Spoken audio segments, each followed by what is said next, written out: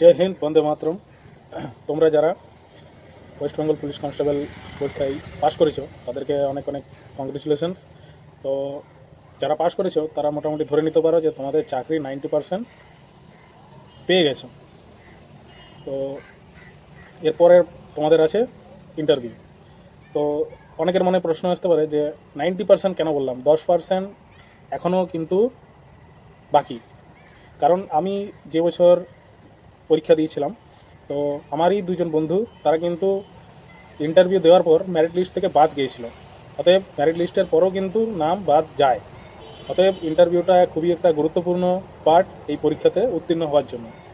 এবার তোমাদের মনের মধ্যে প্রশ্ন আসতে পারে যে ইন্টারভিউ তাহলে কীভাবে প্রিপারেশান নিব যাতে করে ভালো স্কোর করতে পারো। 15 নম্বরের ইন্টারভিউ আছে, সেখানে তোমাদেরকে কিন্তু একটু যদি ভালো করে তোমরা প্রিপারেশান নিয়ে সেখানে যাও তাহলে তোমাদের অবশ্যই কিন্তু 12, 13, 14 এরকম কিন্তু নাম্বার ওখানে পাওয়া যায়।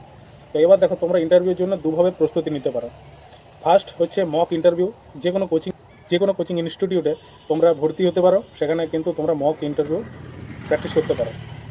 আর দ্বিতীয় একটা অপশান রয়েছে, যেটা আমি করেছিলাম, সেটা হচ্ছে তোমরা বাড়িতেই আয়নার সামনে কোনো একটা কাগজে লেখা বলা প্র্যাকটিস করতে পারো, কিংবা তোমরা ফোনের ক্যামেরা অন করে সেখানে তোমরা কিন্তু প্রশ্নের উত্তর দিতে পারো বা নিজেই প্র্যাকটিস করতে পারো। এটা করলেও কিন্তু তোমাদের অনেকটা ইমপ্রুভমেন্ট হবে। তো যাদের কোচিং যাওয়ার সুবিধা আছে তারা কোচিংয়ে মক ইন্টারভিউয়ের জন্য অ্যাডমিশন নেবে, আর যাদের মনে হচ্ছে যে না, কোচিংয়ে যেতে পারবে না বা সুযোগটা নেই, তারা বাড়িতেই কিন্তু এইভাবে প্র্যাকটিস করতে পারে। তো ইন্টারভিউ একটা খুবই গুরুত্বপূর্ণ পার্ট। আর ইন্টারভিউ কি প্রশ্ন জিজ্ঞাসা করা হয়, ইন্টারভিউ কেমন হয়, কতক্ষণ সময় ধরে ইন্টারভিউ নেওয়া হয়, এইসব বিষয়গুলো যদি তোমাদের জানার ইচ্ছে থাকে তাহলে অবশ্যই কমেন্ট করবে। আমি তোমাদের কিন্তু কমেন্টে অ্যান্সার দেবো, এবং পরবর্তীতে তোমরা যদি চাও তাহলে কিন্তু তোমাদের আবার ইন্টারভিউ রিলেটেড ভিডিও বানিয়ে দেবো। জয় হিন্দ।